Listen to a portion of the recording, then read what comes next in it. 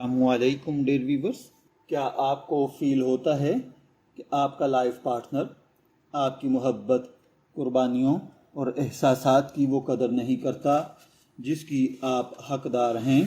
کیا آپ بار بار کوشش کرتی ہیں لیکن پھر بھی آپ کی اہمیت کم محسوس کی جاتی ہے؟ اگر ہاں تو آج کی ویڈیو آپ کے لیے بہت اہم ہے۔ اس ویڈیو میں ہم نفسیاتی روشنی میں بتائیں گے کہ شوہر کو بیوی کی قدر کیسے دلائی جا سکتی ہے، وہ بھی بغیر لڑائی، جھگڑے، ضد یا زبردستی کے۔ تو اس ویڈیو کو آخر تک ضرور دیکھیے گا۔ سوال یہ پیدا ہوتا ہے کہ شوہر بیوی کی قدر کیوں نہیں کرتا؟ سب سے پہلے یہ سمجھنا ضروری ہے کہ ہر شوہر جان بوجھ کر بیوی کی بے قدری نہیں کرتا۔ سائیکالوجی کے مطابق انسان جس چیز کو ہمیشہ اپنے پاس موجود دیکھتا ہے، وقت کے ساتھ ساتھ اس کی اہمیت کو معمول سمجھنے لگتا ہے۔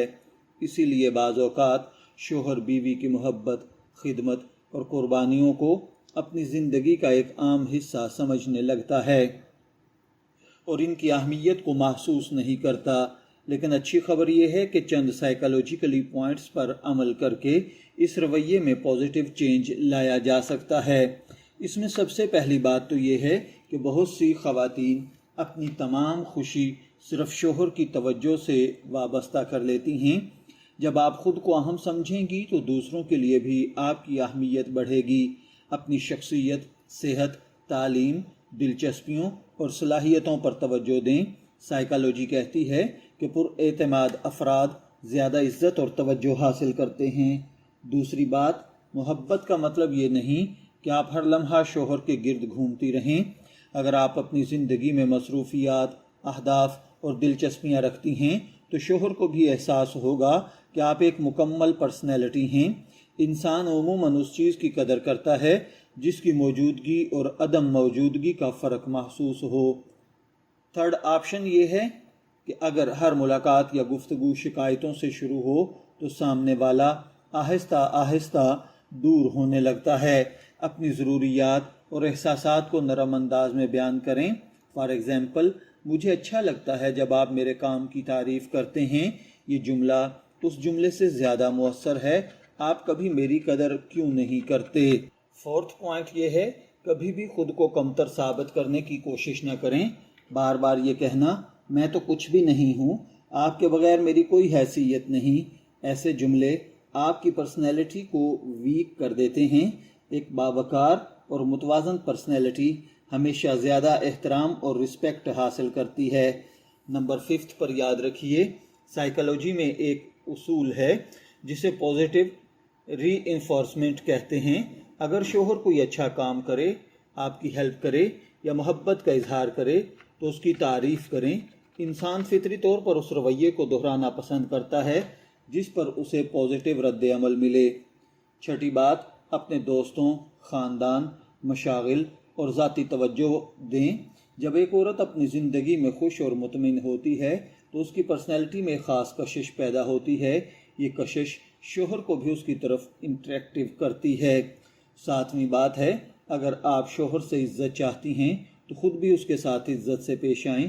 تنقید، تضحیک اور دوسروں کے سامنے شرمندہ کرنا تعلقات کو کمزور کرتا ہے۔ احترام پر مبنی تعلقات میں قدر خود بخود پیدا ہوتی ہے۔